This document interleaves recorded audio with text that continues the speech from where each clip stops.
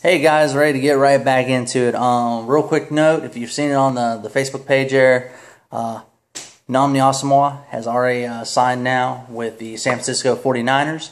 So the 49ers kind of playing around now with my previous video on the NFC West, trying to make me doubters on what I'm saying, I guess. So let's just dive right into it. We're doing the AFC South now. It's going to be the Jags, the Titans, the Texans, and the Colts. Fourth place, I got the Jags. And there's very few teams if they're on the screen, I'm not going to watch it. But unfortunately, that's the Jags. Their key loss, Laurent Robinson might be it. He really was a no-show last year. 2 years ago, he did outstanding in Dallas. Got the big money, the big payday. It's the beauty of the new collective bargaining agreement from last year. You might get that payday, but if you're not on the roster, you get the roster bonus. You're not going to get much of that payday.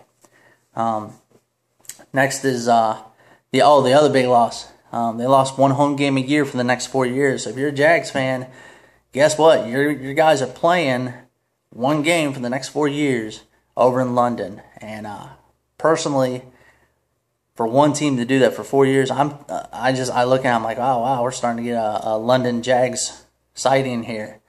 And I know the NFL is global. I know the NFL is huge. I know the NFL has talked about teams overseas. I don't see it happening because it's going to be so hard on the players going to and from, and fans aren't going to be able to travel as much. That's the great thing about division rivalries. Being a Browns fan, if they're playing in Pittsburgh, I might be able to catch a game in Pittsburgh. I might be able to catch a game in Cincinnati. I might be able to catch a game in Baltimore. That's one of the great things about the NFL, especially the divisions. Usually they're close enough, with the exception of a couple teams, Dallas, that it's not an out-of-the-way trip to go see those interdivision rival matches.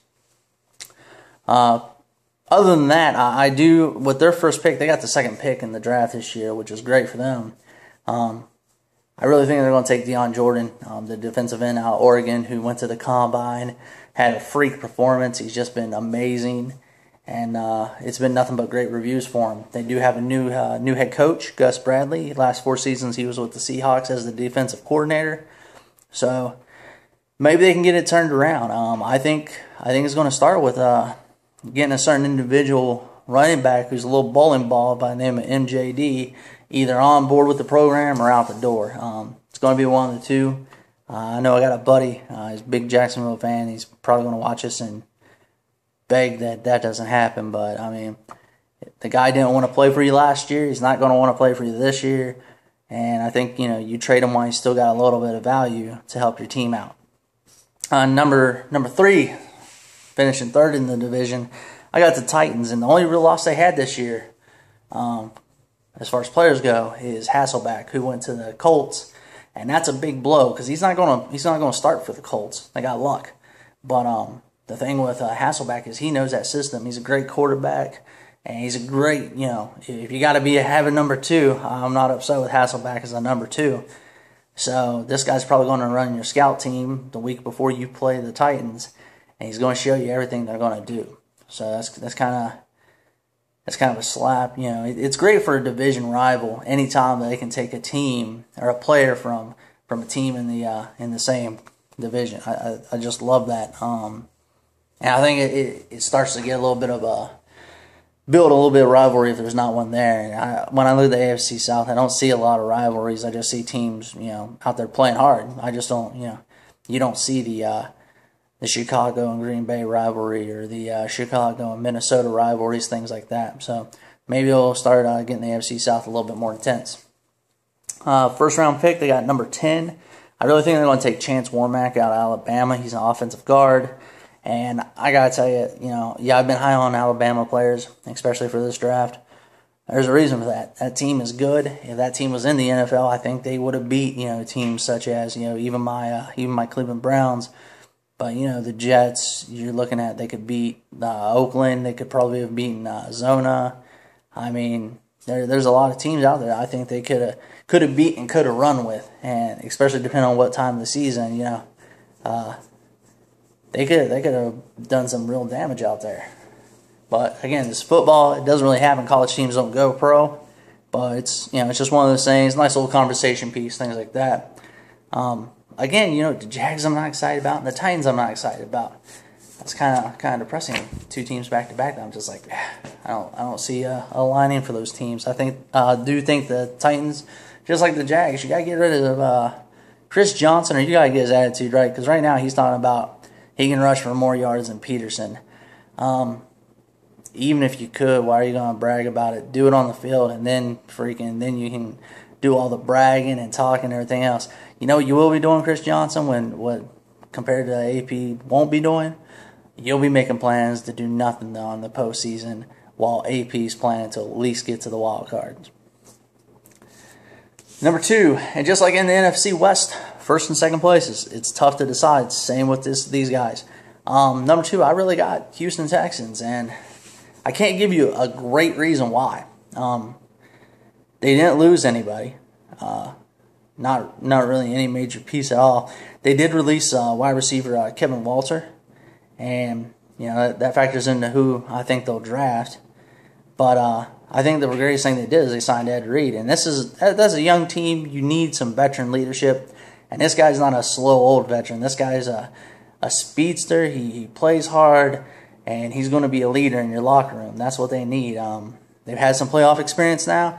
I think they just need someone to really take players by the face mask and get their heads on straight and make sure they play out the way that they can play. And if he does that and other players follow suit, I think you're going to have at least a second place, probably a first place team more than likely, depending on how good the Colts do. But on top of that, you can go deep in the playoffs. The thing I won't give the Colts is they're young quarterback, and they're starting to get young. And with them starting to get young, I think they'll have some playoff hiccups once they make it there.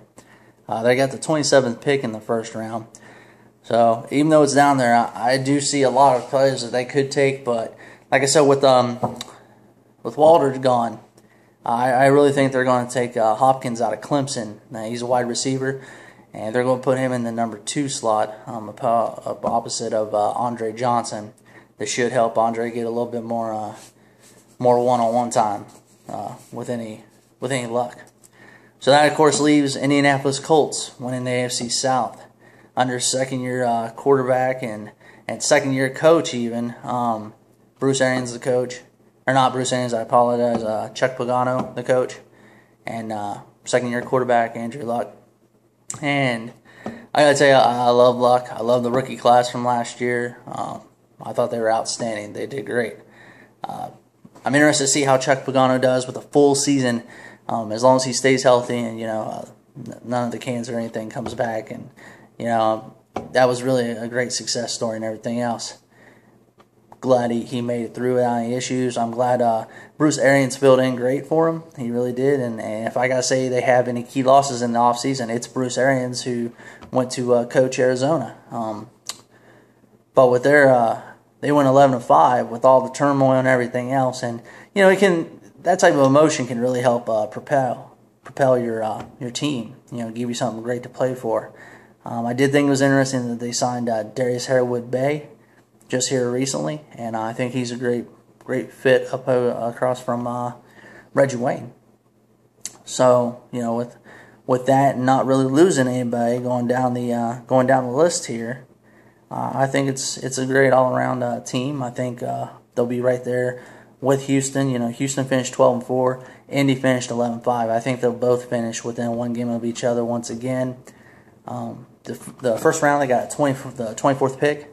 And I think they're going to try to beef up their defense a little bit. Guy's name is Warner out of Florida State. He's a defensive end. He's versatile. He can play left side. He can play right side. He can slide and do the outside linebacker. And I know they're going to a 3-4, and that's what you want. You want one of them guys that can just, it's something to have a guy who's good who can play the left side or right side. But if you got a guy who's good who can play all 3 sides, that's what you want. And I really think that Pagano and that coaching staff is going to go after him there on, I believe it's April 25th is the draft date. I'll double check and get back with you. But that's all I really have right now. As always, please feel free to put what you think is going to happen. Comparing your picks to mine, how you think they'll finish, the draft picks. A side note, once we're done with all the divisions, I'm going to do a thing with a mock draft, and I'm going to use where in these divisions I've listed teams taking players. So you can kind of see where I have people going on the boards, and then I'll let you know who I think will be left for the second and third, fourth round, and so forth. I know we go into the second, third, and fourth round because there's just so many players. It's really hard to keep track of all of them. But that's about all I got. Please feel free to do any comments, and you guys have a great day.